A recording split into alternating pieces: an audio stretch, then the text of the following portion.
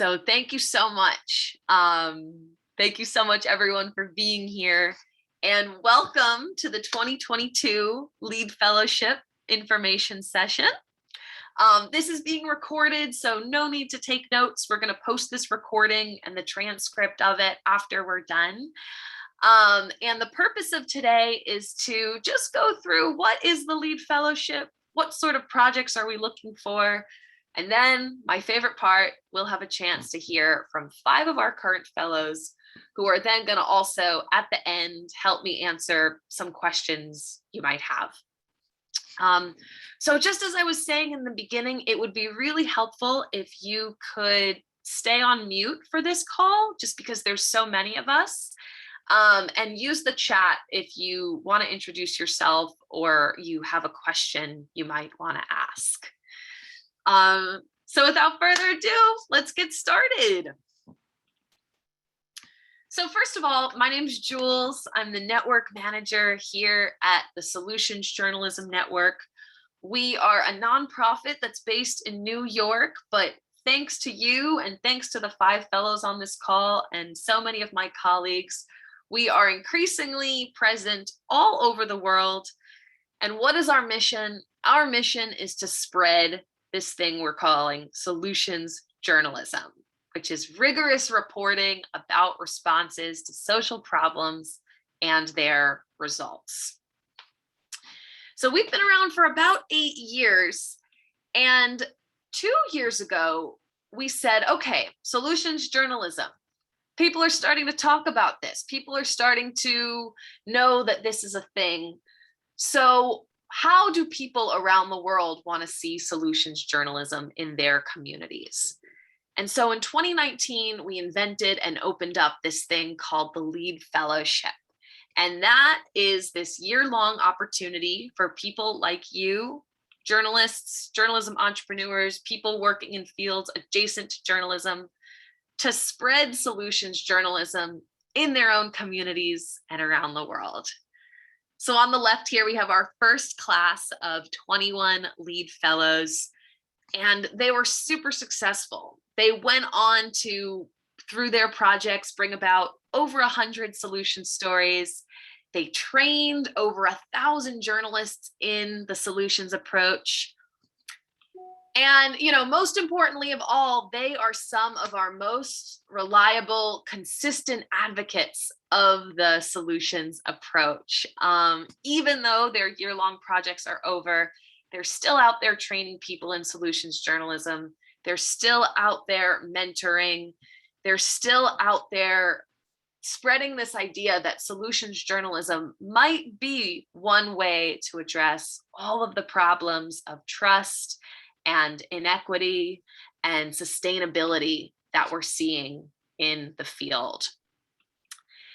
And for some of them, like 2 folks here, Caleb and Dina, these were fellows in 2019, 2020, they actually built their own solutions journalism platforms. And even though the LEDE Fellowship just started with a little bit of seed funding, they've gone on to grow their projects with other funders ever since. And so if you've made it this far, if this sounds like you, keep going, because now we're going to talk a little bit about what exactly it is that we're looking for in these LEDE projects. And if everyone who's not speaking, if you wouldn't mind just going on mute, just because there's a lot of us on the call, that would be really great. So when we say LEDE Fellowship, when we say a LEDE project, we are intentionally pretty broad, because that can look like a lot of different things, as the 5 fellows we have today are going to talk about. But those things should be aiming to, number 1, be leveraging the network. In other words, be working with other journalists and community members to spread solutions journalism. Number 2, you should be directly, through your project, engaging with that community and celebrating them. Number 3, you should be working to make sure that the solution stories you're doing and all the insight that's created for them is widely spread. And finally, perhaps most importantly of all, solutions journalism another way of saying it is telling the whole story. So your projects should be aiming to address the equity crisis we're seeing in journalism and should be working to amplify marginalized voices and stories that problem-focused reporting alone might miss. Oops. Okay, so if you pitch these projects to us and we accept them into this LEDE Fellowship community, you get a couple things. First of all, you get access to this amazing community of other people from all around the world who are also leading projects. You're going to hear from some of them in a sec. Number two, you're going to get access to professional development sessions on things like storytelling and fundraising and how you can improve your storytelling to better serve equity, how you can improve your community engagement. Number three, your projects could receive up to $3,500 in funding, and that's proportional to the scope of the project, which we'll talk a little bit about at the end. And then finally, you know, if you're in the LEDE Fellowship community, you're with us for life. You're a household name at the Solutions Journalism Network. We look to you to be the experts in the solutions approach, to lead trainings. And because of that, we want to support you and your vision for life. Okay. So as you commit to this year-long project, in return, you know, you're committing to these really specific goals around doing solutions journalism, around teachable insights. You're committing to do trainings, and you're committing to create community around solutions journalism. Along the way, you're committing to be really open with your fellow fellows about your successes, about your learning experiences.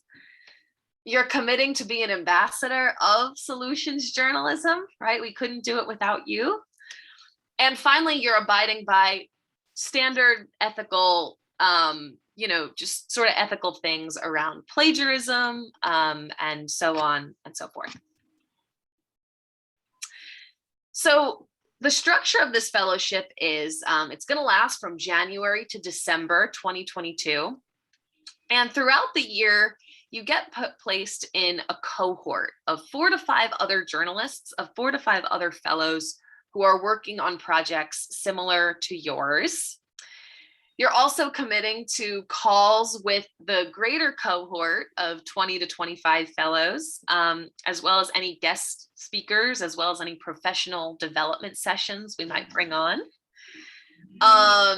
You're going to commit to talk to me.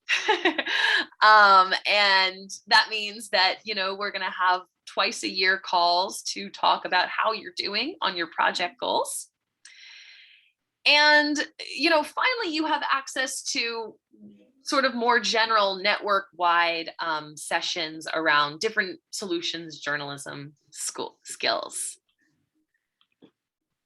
Okay, so this has been a question a lot of you have been curious about, like, what kind of projects are you really looking for? And like we said, those projects can look like a lot of different things. One year it was a mobile app that is based around disseminating solution stories, making it really easy for people to get solutions journalism on their phones. Another has been about mentoring high school students and emerging journalists to do solutions journalism. One fellow even pitched a late night comedy style solutions journalism channel. Another fellow of ours, Emily Nanko, she's working with journalists who are incarcerated and help to bring them to do solutions reporting. Another, as Monica will talk about, you might even be building a nationwide hub of solutions journalism in your country. So now I'm going to hand it off to 5 of our lovely fellows on this call. First up, we have Alfredo Cesares, who's going to talk a little bit about what he was doing a year ago when he decided to apply for LEDE and what his project is aiming to do. So take it away, Alfredo. Thank you, Jules. It's really encouraging to see so many people from all around the world interested in solution journalism. Well, the LEDE Fellowship is a huge opportunity, let me say that. And it's not only for all the professional reasons that will come up during the session, but also it gives you the chance to meet an amazing group of colleagues, and especially a wonderful group of persons. And if you're looking for a regular networking experience, Hello, are you downstairs? You will find much more than that here. You will be part of a group where you feel safe, you feel confident, where you can learn from each other, you can share your ideas, your challenges, and why not your fears as well. And you will find this kind of people both in the court and also in the SGN team. And to me, one of the greatest discoveries has been Jules. Thank you, Jules. She's a talented journalist and a leader, energetic and passionate and friendly, and a really good person that always is willing to help us. So thank you, Jules. Let me say also that I applied for the LEDE Fellowship twice, in 2019, the first edition, and in 2020. And the first time I didn't get it, but I didn't receive an email saying like, dear candidate, we regret to inform you that blah, blah, blah. Instead, I got a kind and personalized message that made me feel that my work was really important. And so we kept in touch during the next months, and I was eager to apply again. So this is something that I believe must be underlined. If you believe in it, keep trying. You'll find an organization that promotes and rewards that attitude. And then I also encourage you to take the application as a learning process, which it really was for me. It allowed me to sharpen my project and to focus more on meeting the criteria for the following year. Well, just before my application, I had published a book in Spanish, The Time for Constructive Journalism, and I had founded the Institute for Constructive Journalism here in Spain in order to spread the practice of more solution-oriented journalism. So I train journalists, coach them, students as well, and I'm advisor for media outlets that want to become solution-oriented. So at that moment, when I applied, I needed support from an organization, but not only financially. SGN also gives you access to many resources, training materials, case studies, speakers to learn from, and to an ecosystem where you and your project can flourish. And I also applied because I needed to find a group of colleagues with whom I could speak the same language, and with whom I could validate what I was doing and get feedback from them, from people on the ground, maybe a newsroom, a university, a startup, but people doing the same thing that I was doing with many different perspectives. About my project, my specific project, although there are some solution-oriented stories in the media here in Spain, there's not really a conscious approach to solutions journalism. And it's not on the table of the media conversation either. So my project consists in gathering a group of journalists from local media from the northern region of the Basque Country, train them, coach them, and help them to produce solution-oriented stories. And this is the first project ever related to solution journalism in Spain. So it will allow us to see how journalists and editors react.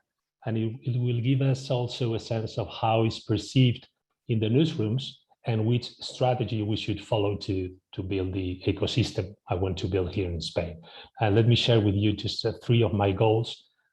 Spark the interest about solution journalism among journalists here in Spain, editors and publishers, and also as an opportunity to gain trust and engagement.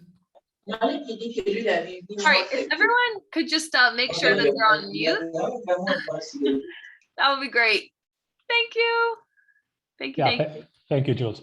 So one of my goals, spark the interest, I was saying, among journalists, editors, and publishers, as a huge opportunity to gain trust and engagement with our audiences and our communities, to create a space for conversation, to invite journalists to try it, to see the results, the impact of their job, and to spread them into the newsrooms, and also start building a network of journalists who practice solution journalism here in Spain. I'm very happy to see 3, 4, 5 people here from Spain at this moment. So I invite you to apply and to join us. Thank you.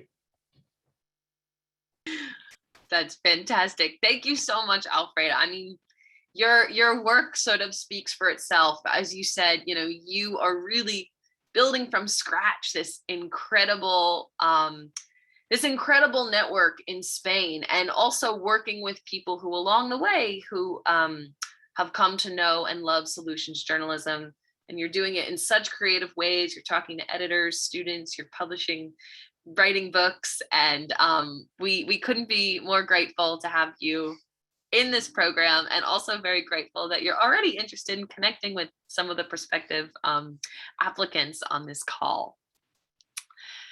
So next up, we are going to hear from another lovely LEDE fellow, Ambika, who is based in New York, where I am as well. Ambika, why don't you take it away? Awesome. So similar to Alfredo, I also applied for LEDE before this year. And actually the response from Solutions Journalism Network was really to channel that proposal, which was around working in Puerto Rico, specifically towards a different fellowship, which was the Renewing Democracy Fellowship.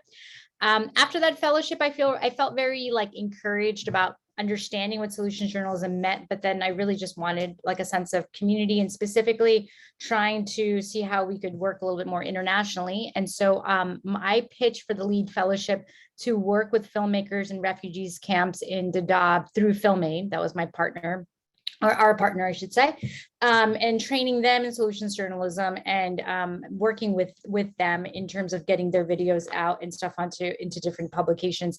Now, there's 2 really big shifts in that, right? So one big shift is really moving into trying to teach and trying to do solutions journalism for people in really hard areas, people who we always think of refugees as the problem areas, and really trying to show what the local solutions were and really bring their solutions to the forefront. So that was really important to me and important to the project. But on the second level, it was taking really non-traditional newsmakers, people who do video content like short films and different types of projects, and changing them into doing more journalism. Can films already that you do be used for journalism? So it's really tackling both of those different types of sectoral changes. And I got a lot of support of that through a lot of the materials where it was offered to me. So I think without the fellowship, there was no way I would have had the worksheets or the trainings or the people or the things to actually make it together. And also it's really the community that is helping me disseminate and actually publish the stuff. So that was really big in terms of trying to fulfill it.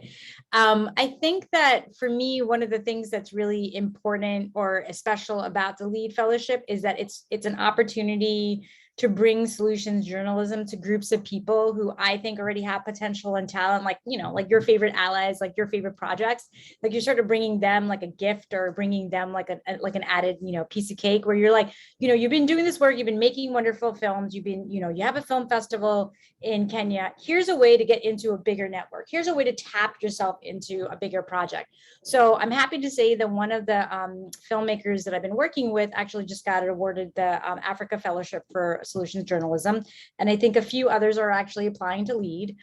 So I'm happy about that. And it's really just this feeling of you're already doing good work. There's a lot of journalists already doing a lot of stuff, not a lot of non-journalists doing all this stuff, but really it's we shouldn't be working in silos. There's just a nice way to tap into and tap back into the Sojo resources and Sojo space. I'm particularly committed to marginalized communities abroad in India and in Africa. And I say India, not Asia, because I'm Indian, so I specifically work in South Asia. And so I'm specifically tapping into that. And I feel it's really provided a lot of widening of a network for that. So I think that's it. And I'm happy to answer any questions. I see some folks here from Mali. I see some folks from DRC. And I would love to, to have any questions at the end too. Love that. Thank you, Ambika. And what I love about Ambika's project, as she herself mentioned, is that it's really about elevating the work and the success of people that problem-focused reporting misses. Ambika's project took solutions journalism and empowered the people who are often written about, often made as the object of reporting, and gave them the agency and made them the subject. And it's just so beautiful to see how solutions journalism is taking so many forms around the world across so many issue areas. And we're super, super grateful for all of Ambika's work. So next up, we're going to hear from a different kind of project. Once again, we're going to hear from Asunta. Hello, thanks, Jules. Hello, everybody. I'm so excited to talk about the LEDE Fellowship because it was like, a big basket of opportunities. I mean that as Alfredo said, I met a lot of colleagues from all around the world, but also some persons and maybe some friends. And the key is that we were working together, and because in Italy, solutions journalism is not so known and is always associated to the positive journalism. And this was I felt very alone when I applied to the LEDE Fellowship. And I was trying to spread solution journalism in Italy. I was trying to connect some journalists in Italy. And during the fellowship, something beautiful happens, because thanks to the generosity of the SGN that have trained us, have told us, you are not alone, you can do it, because we have done it. And so we can stay on the path and go on. And so I used this experience to connect journalists. Now we are, I founded a constructive network. We are now 88 journalists, Italian journalists, believing in solution journalism. I train them. I train journalists in the association, a National Association Press. I go in the universities and talk with students, and all these things happen in this year. And that's great. I think that's great. We also founded, thanks to the LEDE Fellowship, we launched a magazine, a solution journalism magazine in March. Is News 48 because it's low and it's not 24. And this is a great opportunity to show some examples. And we have a lot of I don't know how many, Jules, but are coming more stories in the solution story tracker. And so we can tell to Italian people, Italian journalists, consumers, that solution journalism is possible. We can do it. It's not, just a dream. It's something real. And it's important to be, I think it's important to be, awareness, to have the awareness to be together and to stay together all around the world, because in our country, maybe we feel alone, but if we are in the, in a network, a big network, we feel better, and we can, as Alfredo told us, we can also, change opinions, having suggestion, and it's very important just to work on the project. That's lovely, Asunta. Thank you so much. And as you can all probably tell, Asunta just brings so much grace and positivity and enthusiasm to spreading solutions journalism. And like Alfredo, has really launched a new future of what's possible in Italy. And I love the sort of multifaceted approach that Asunta's project took, because, it's been about training journalists, it's been about connecting with editors, it's been about working with students, it's been about book writing, and it's also about producing this real magazine, News 48, which everyone in Italy can now go to and see, oh, that's what solutions journalism in Italian looks like. So bravo to you, Asunta, and all of the great work that you've done. All right, next up, we are going to hear from Divya. Hi everyone, I'm Cynthia. I am a third-year student at UCL, which is University College London, and I'm studying social sciences with data science, and I'm a LEDE fellow this year. Before the fellowship, I was working on a positive news newsletter called Happy News, and back then it was all just fluff. And when I took a course on journalism for social change, I was introduced to solutions journalism, and then I realized that if I switched to solutions journalism, I could be writing a newsletter that didn't just make people smile for a moment, but feel optimistic about the future. So just smile for the long term. And after the switch, Happy News started to grow, and I ran a solutions journalism internship opportunity for high school students with the help of Jules here. And Jules later suggested that I could scale this up and make this a LEDE project, and here I am. So my project was called Sojourns at Solutions Journalism Together. I'm very proud of the name. It is a 10-day long solutions journalism boot camp exclusively to introduce students, so university students, to solutions journalism. We partnered with journalism clubs and societies in London universities and held events like an introduction to solutions journalism, a networking session, a panel event on careers in journalism, all while receiving mentorship from solutions journalists, some of which were part of the LEDE cohort as well. We aimed to publish 4 solutions journalism stories to the tracker, and we exceeded that target. We also trained more than 40 people around the world in the basics of solutions journalism, which also exceeded our expectations.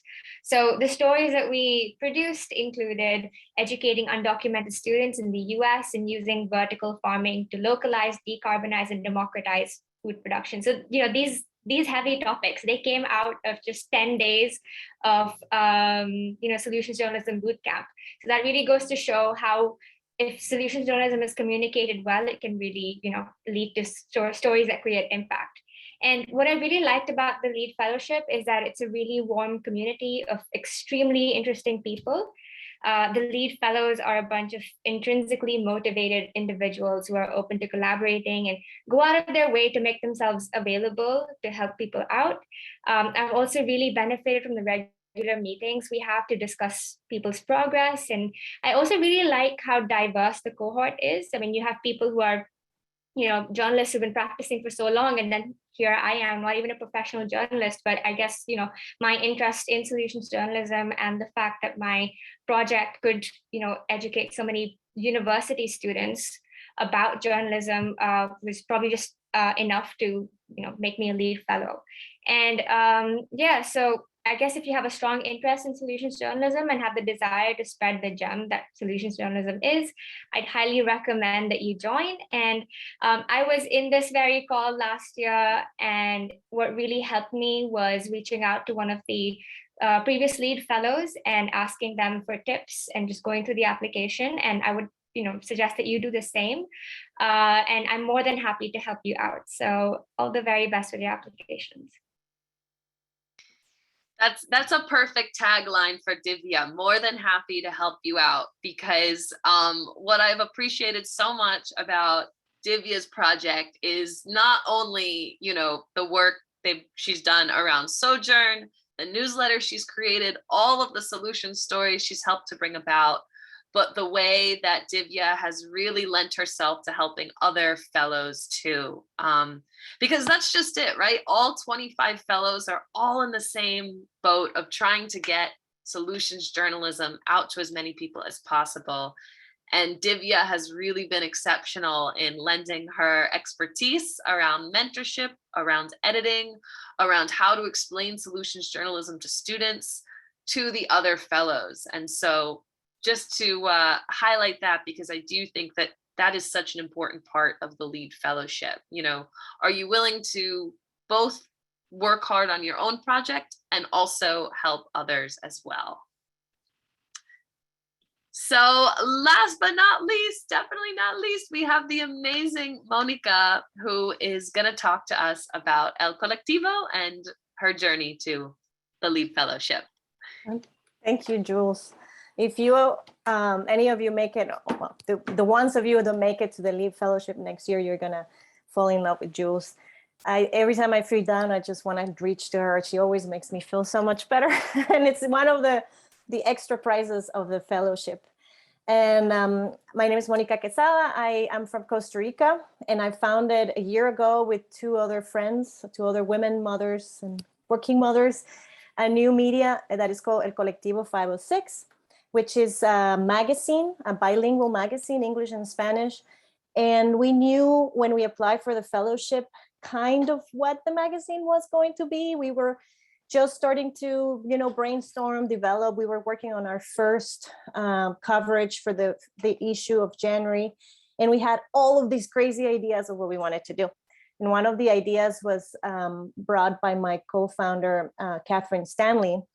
And she really, really wanted to do something about how communities in Costa Rica are preparing for, natural disasters and relief after those disasters, which we know are increasing everywhere in the world. And Costa Rica is not an exception. So when we run into, by whimsical, things into the application for the LEDE, it just felt like it was the perfect match. And we worked really hard on the application together and managed to get the fellowship. And it's been incredible because it allowed us to do this particular coverage that we wanted to do. But the most important thing is that through the trainings, the process, the learning, we also train a lot of journalists in Costa Rica on solutions journalism. We discover that that was the kind of journalism that we were and we wanted to keep on doing. And so now we pride to say, every time we talk about our magazine, that we are a solutions journalism oriented magazine in Costa Rica. And well, one of the other things that we wanted to do with our project is engage rural journalists and journalists and community leaders in rural Costa Rica to start reporting about what's happening in their communities. Because we, like I think it happens everywhere in the world too, most of the news come from the Central Valley, from where the capital is and the big, industries and businesses and the government, and we wanted to get out of the Central Valley and really report about rural communities. So right now we have a community of around 50 people, community leaders, journalists, outside of the Central Valley, some inside of the Central Valley, that are really interested in producing solutions journalism. And every now and then we reach to them to commission stories or to collaborate on stories for our magazine. So right now we're on our 10th edition. And growing and coming up with crazy ideas every time we can. And really, like I said already, the LEDE Fellowship helped us accomplish a very specific goal, which was creating this network 506 with journalists from rural Costa Rica, and to publish this one particular issue, but it gave us so much more.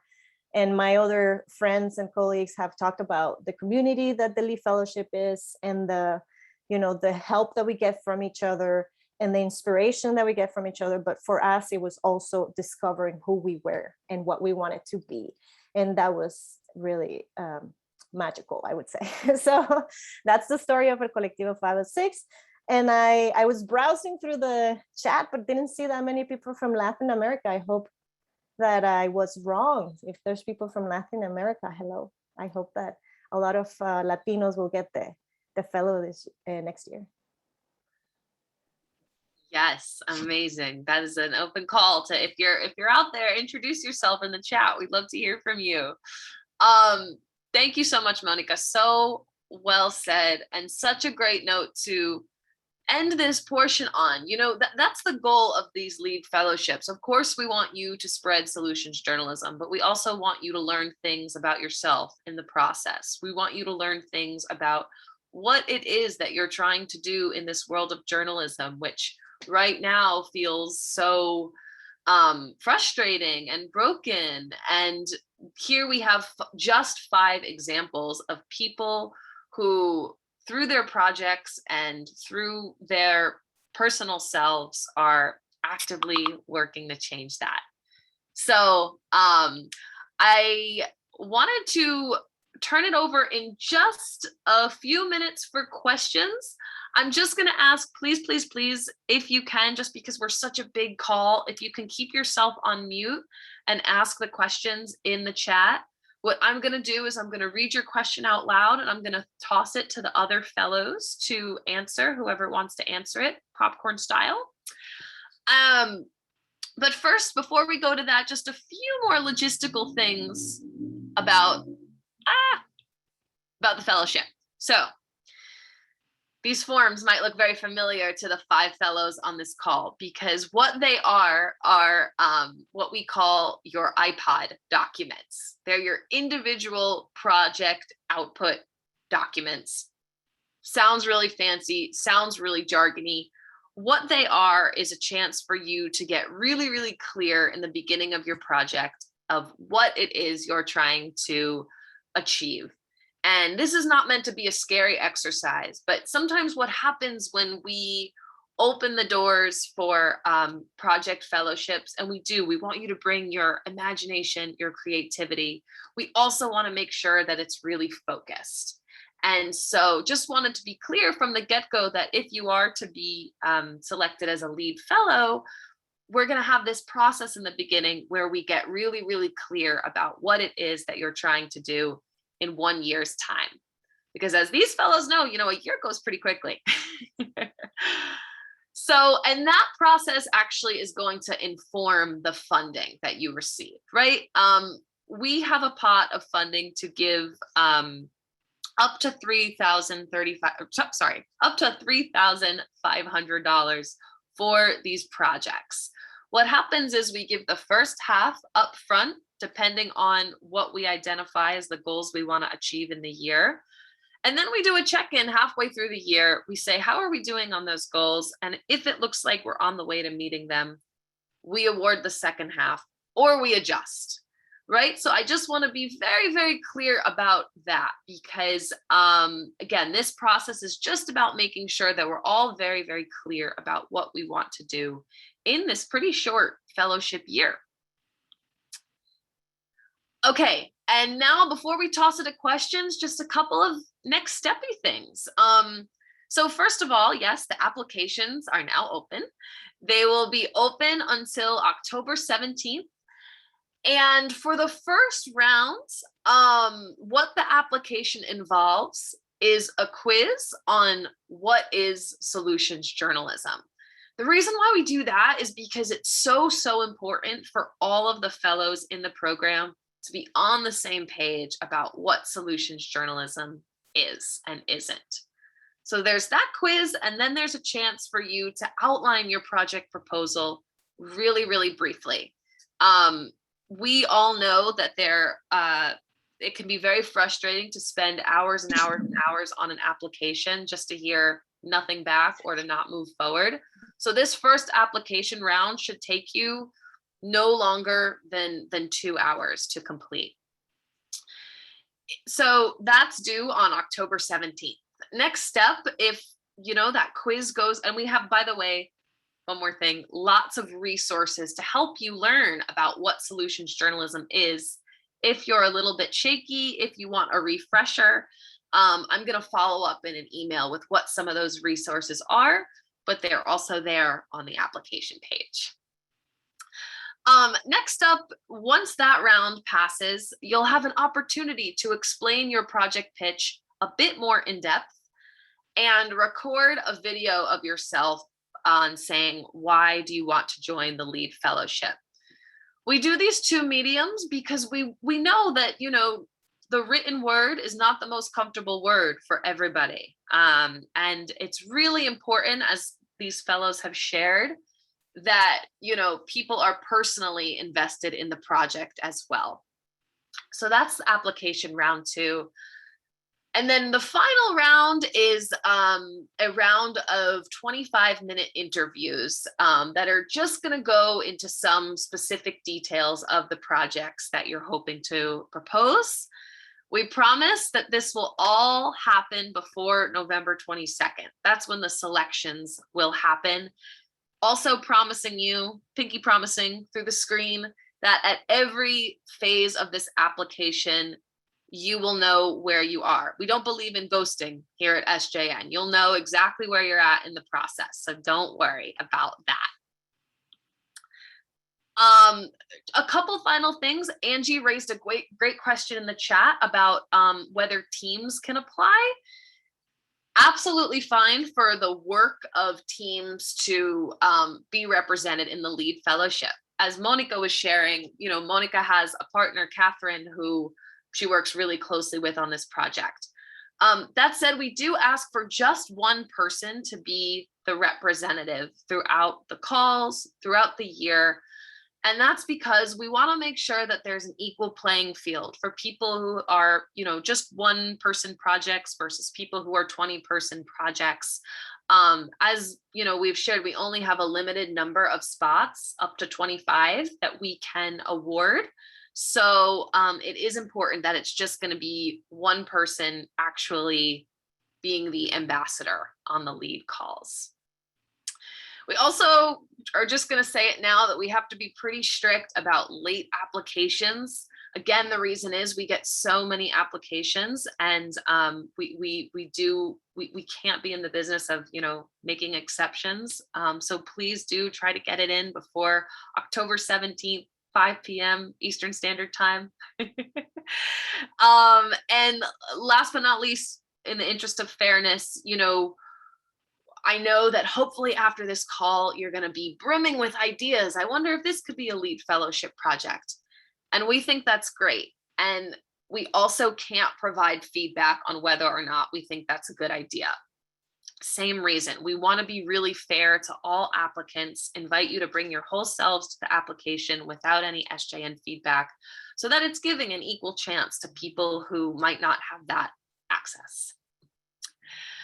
Okay, so last but not least, time for questions. As I said, it would be great, and please don't unmute. Please ask your questions in the chat directly, just because we have so many people on this call. I think that'll be the easiest way to go about it. So I am going to see in the chat our first question. A person on this call, Gisette, and I'm sorry if I'm saying your name incorrectly, is asking about what the honorarium will cover. So do any of the LEDE fellows want to go into, the different things that their honorariums have covered so far? I can tell you something about News 48. We covered the cost to the server, the host for the magazine. Is an online magazine. Great. And we used money from the fellowship to pay for having good stories, and that was great because it was important to honor the work of journalists. Great. Yeah, in our case at El Colectivo, we paid the journalists that work for that particular issue. And then we cover some other costs that was directly related to the magazine and doing the project training. But has never been asked by Jules where the money went. Maybe people need to know that too. That's great. Yes, thank you. That's so true. I mean, like we said, we award the honorarium in scope with the proportion of the project, right? So someone who is committing to paying journalists to do 10 stories or 5 stories is going to get more of that than someone who's just committing to do 1 or 2 or no stories at all. But we don't ask you to submit financials. We trust you. We trust that this money will be spent in a way that is advancing your goals.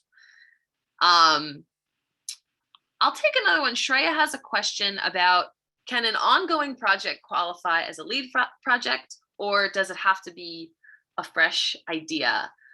I'm looking at the fellows we have here today, and it does seem like, the LEDE was an opportunity for them to start projects a bit more fresh. But I'll say that last year, for example, we supported the work of Lucy Serna, who has been working for years to build a solutions journalism movement in Central and Eastern Europe. So to your question, no, it can be a fresh idea, or it can be something that you've been working on for a while. Great. And to Gaspar and Ankita's questions, I'll just repeat that the honorarium is up to $3,500 US, and that any journalist in the world is eligible to apply for this fellowship. As Asunta and Monica and Alfredo and Divya know, that people based outside of the US are welcome, and we wire the money to you if you're not based in the US. So Nieves is asking, and again, I'm really sorry if I'm saying your name incorrectly. Please feel free to correct me if I am. Nieves is asking, is it possible to present more than one project? And I want to toss it to the LEDE Fellows, actually, to talk a little bit about how, to answer that question. What do you think? Is it possible to present more than one project? I guess it depends on how you define projects and how you define, lines. My projects were not thematic. I had a group doing stuff on child marriage, and I had a group doing stuff on like freelancing as an option around economics in the camp. So to me, like those are two very different projects, two very different areas. But the training element of it, everybody was, sort of doing it around the same time. So I think it's also just about how well you manage or how you want to streamline your time. So even if you have multiple projects, it's really, LEDE is paying for contributors, but they're also paying for your time. And in terms of budgeting, I definitely budgeted my time into the budget. And so the question is like, how it's going to have multiple projects, can you streamline them to happen together? So it's not like taking too much of your own personal resources. So. Great. I think it certainly helps if you have an idea, like a general idea of what direction you want to go in. But at the same time, I feel like the LEDE Fellowship is a very accepting and open initiative. So even if you do make some slight changes in your plans later on and you take a slightly different direction, that is absolutely fine. I know that, Jules and the entire team can be very accommodating on that front. I mean, just make sure that you are still you're still meeting all the different criteria that LEDE requires you to. And apart from that, I think you're more or less allowed to deviate a little bit. Great. I would also encourage people to read what LEDE means: leverage, disseminate, and I forget the other two. But just find the particular project that really fits that and just concentrate on that. Because yes, we all have a lot of ideas and there are different levels of greatness in there, but there's gonna be one that really fits that. And I think that's where they should concentrate their energy. Yeah, that's such a great point, Monica. And I think that also addresses the questions that Amina and Jessette and Brahma have had about, what should the projects focus on? I would say to go to the application page and look at those 4 LEDE criteria. It's about leveraging the network, engaging the community, disseminating stories, and elevating marginalized voices and untold stories. Your project should be doing some combination of those things. And in fact, in the application, you'll be asked how your project does that. So thank you for raising that, Monica. I think that gets to a lot of the questions we've had in the chat. So a question from Carolina, do we need to be part of a legal entity? can you make the wire transfers to individuals as well? Yes, actually, we only make the wire transfers to individuals because once again, you know, a person, whether they're one person or 20 people, is the single ambassador for this project. So that is for that. And to Joy Deep's question, the honorarium is for your lead project. So whatever you're proposing as your lead project that you're going to really concretely define, that is what that honorarium should be going towards. And Josette has asked a great question that hopefully some of the fellows can answer. Can we look for external funders and partners while implementing our lead projects? I mean, I can jump in there right now. I mean, there was absolutely no way I was going to do my project, was going to be able to do my project without some help and some funding from FilmAid. I need an on-the-ground partner. And I also suggest if any of you are not physically in the same area as the people that you're training, just as policy and sort of like an ethical thing, it's always nice to work with local partners. And I'm not saying just people from the US working abroad, but also anybody abroad working, you know, elsewhere abroad or even within your own country. It's always nice to have like local partners in different areas. And so I worked with FilmAid because they've had a long lasting relationship with the camps and they work there directly. And so they actually, the camp, a lot of people worked for them. So a lot of people were salaried for them that were the trainers. And then we had resources around the internet and around things, and we split a lot of the cost because I wanted to be equitable about everything. And also I wanted them to feel like they, you know, that they feel like they own it. The good thing about getting other funding or getting project resources is that it's co-ownership. And co-ownership is co-responsibility. And so a lot of, you know, every time like I felt like things were slowing down, I just pushed that team and they had, you know, they had spent money on it. So I do think that it's worthwhile to do that. I will have to say that something that I did almost prior to starting or applying for the lead, like I knew I already had this relationship and then we just sorted out the financials. I think relationship building takes a long time. So I will say that, you know, if you have a partner relationship you already have, I would definitely, you know, just talk to them before you apply and see if they, you know, how they feel about it. Because the sooner you get people involved, the more successful your application is going to be. And so most successful your project's going to be, even more than your application. So. Exactly. Thank you for saying that, Ambika. That's exactly it. And like, oh, sorry, if we could just all mute. Thank you. I was just gonna say that, you know, we are under no false pretenses that $3,500, if you are like starting an outlet or, you know, carrying on these big ambitious projects, that is not a lot of money for your time, for the contributors. We absolutely encourage you to work with external funders as well. And in fact, that's often the only way these projects can be accomplished. What we hope is, and this was the case for example, Caleb Okereke, who started Minority Africa in 2020, or Dina Abugazala, who started EGAB. Sometimes LEAD is that first seed funding, which then signals to other funders who are in a position to provide more money, oh, there's an organization believing in this, right? So we call it seed funding for a reason. We hope that you go on to bring this project to other funders as well, so you can grow it even more.